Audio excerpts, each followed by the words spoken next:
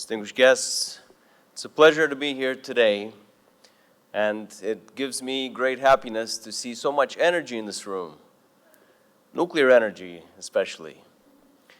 I think that in addition to the very important statement of last year, we need these types of gatherings to continue momentum for nuclear energy.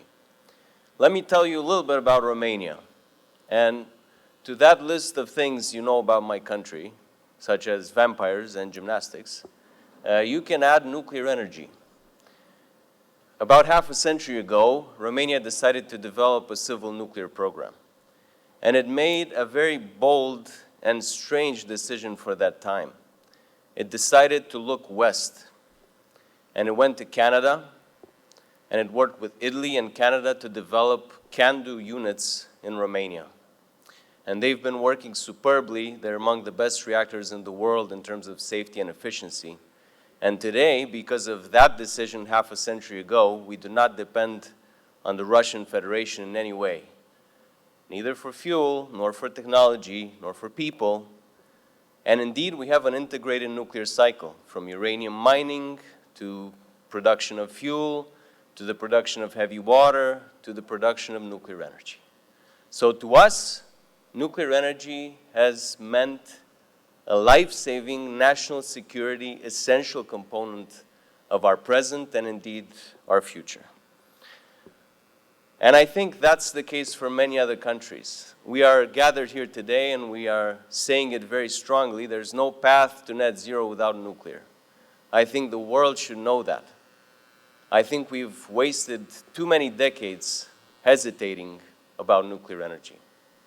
We don't have the time to do that anymore. So I think we need to do 4 things. And the first is to be pragmatic.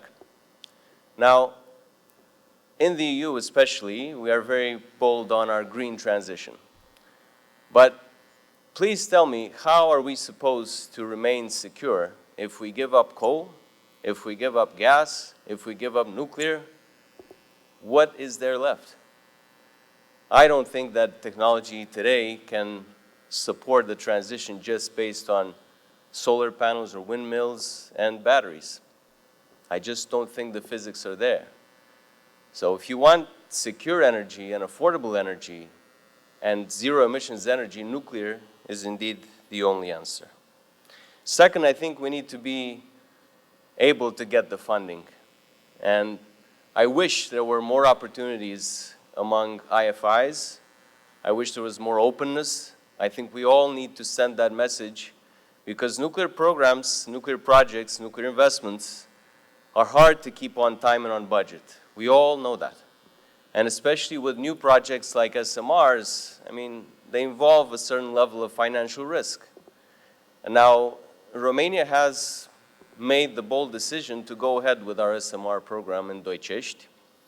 It's a former coal-based plant, and I think it's going to be an example of what the world can do to transform a fossil-based plant into a clean plant with high-paying jobs, supplying clean energy to a local steel producer, and providing us all a cleaner future, a better future.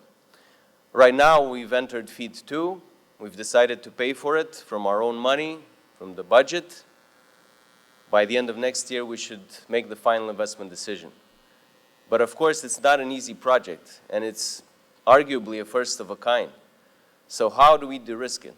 How do we find the financing available to make this an example for the world, and one we can replicate in at least 30 other sites throughout our region, to leverage indeed the economies of scale? That's why I think we need all you great people in the room with the big bucks. Third, and very importantly, we need to get the right people prepared for this new era of nuclear energy. We can have the money, we can have the projects, we can have the technology, but if we don't have the engineers, if we don't have those who will operate this critical infrastructure, we get nowhere. And so in my country, in Bucharest, we've launched a center for training the future engineers for the SMR project at the Polytechnic University. It's called the E2 Center, in partnership with the US and NuScale. And we're already training the new generation of engineers. And the center is wide open. Come and see it. It's a beautiful simulator of a command room for an SMR project. Last but not least, I think we need to be bold. This will not happen easily. And I am reminded that, well, I guess about 70 years ago, 7-0, there was a great speech called Atoms for Peace. And there was a great president called Eisenhower. And he said, I quote from memory, that we need to devote our entire minds and hearts to make sure that we dedicate them to the life of men, not to the death of men through nuclear energy. That's where we are today. I believe we can accomplish this wonderful dream for the next generation, a cleaner planet, a secure planet, and affordable energy, with only one last condition: to stay united. Thank you.